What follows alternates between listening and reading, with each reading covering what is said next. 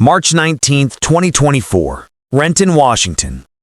An 18-year-old floors his Audi to 112 miles per hour in a 40 zone.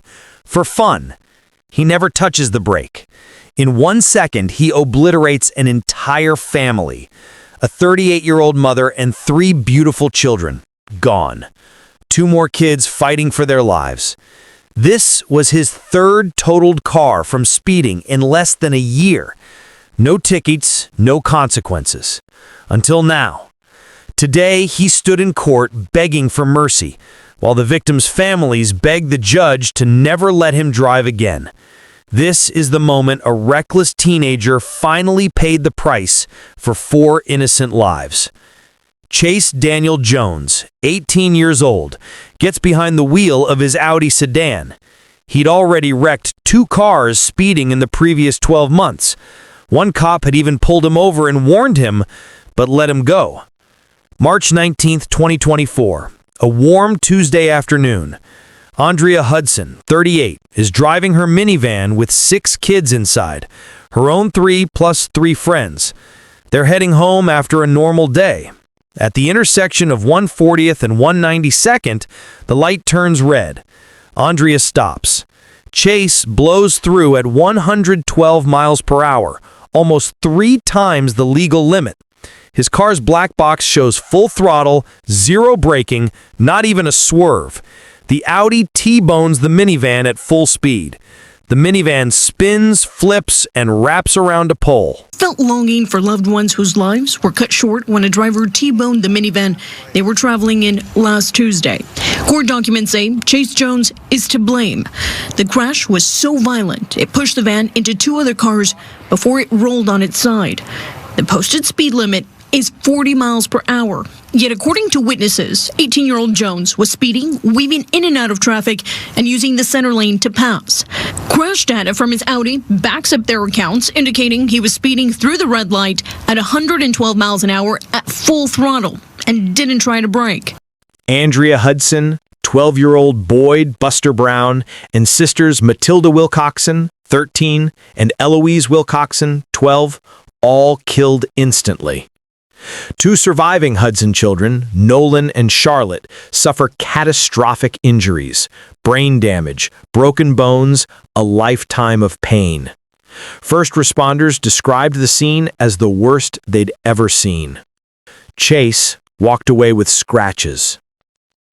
April 2025, King County Superior Court. Chase pleads guilty to 4 counts of vehicular homicide and 2 counts of vehicular assault. No trial, straight to sentencing.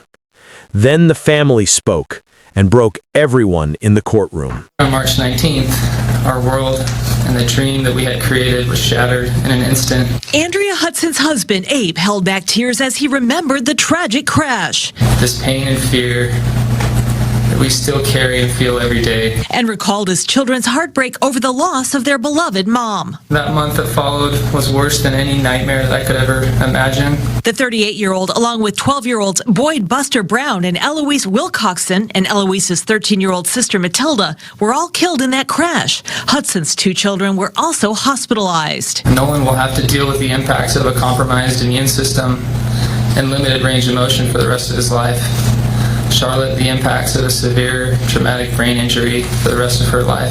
Buster's dad also spoke, saying it will be a lifetime of grief. I am and always have been a pretty cheerful and optimistic person. The events on March 19th, 2024 have introduced a new word into my regular life, and that's hate. I hate Tuesdays. The crash happened on a Tuesday.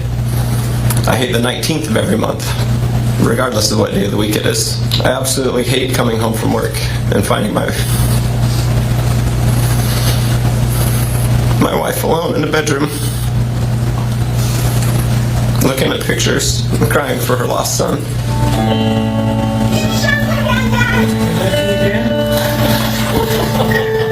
A tribute video to the victims hardly left a dry eye. Stuff for everybody in this courtroom.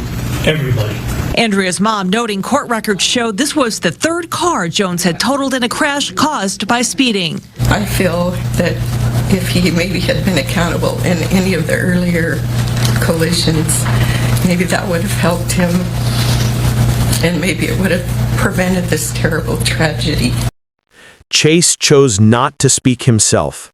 His lawyer read a statement instead. I apologize for the unimaginable pain and suffering I've caused your families.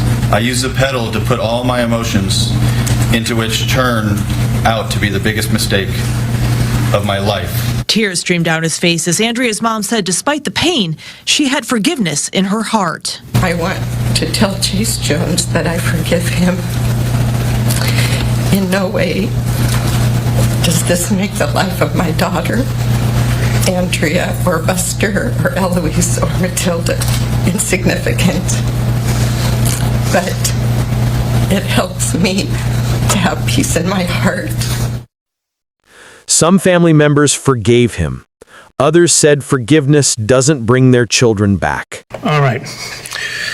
We are here today because of a tragedy that should have and could have been avoided.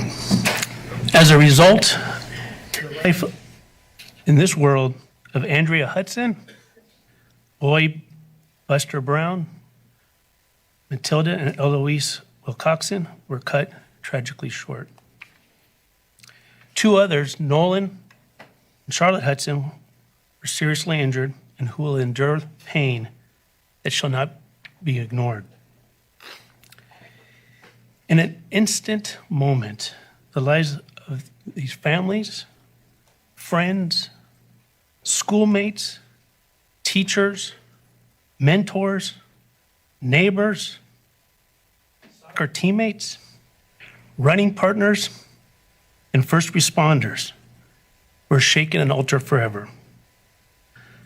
The folder of letters that I received, the comments today, the photographs, the video, demonstrate the pain and speak of pain and sorrow and fear and haunts and struggles. And I read about clouds of grief and the holes in their hearts.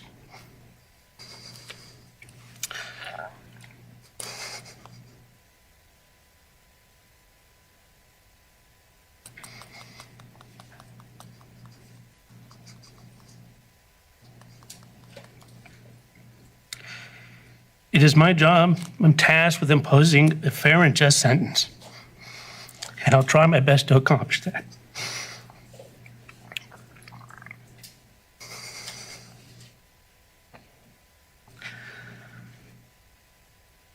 But nothing I do or say today is going to alleviate anyone's pain, anger, frustration, or grief. I sincerely wish it could. But sadly, the law falls short of that promise. What I hope, however, is that the memories of Andrea, Buster, Matilda, and Eloise are not tethered to that tragic event for today's hearing, but how they were described in the letters and the comments today. For example, Andrea, for her effortless boldness, her hilariously authentic self, and as one person described, the coolest person ever. Remember Buster for his laughter, his warmth, light and energy, and his vibrant source of joy. Someone else described, and please remember Matilda for her kindness, her sweetness, and her joyful disposition. And Eloise for what someone described as her spunky and good-natured curiosity. And remember to check in on the well-being of Nolan and Charlotte. It will help them. I have never met these individuals, but through the letters, the photographs, and the comments today, I got to know them. Chase Jones, I got to know a little bit about you as well. From many that loved you, this is what I learned. I learned that you are thoughtful, that you're respectful, that you're caring.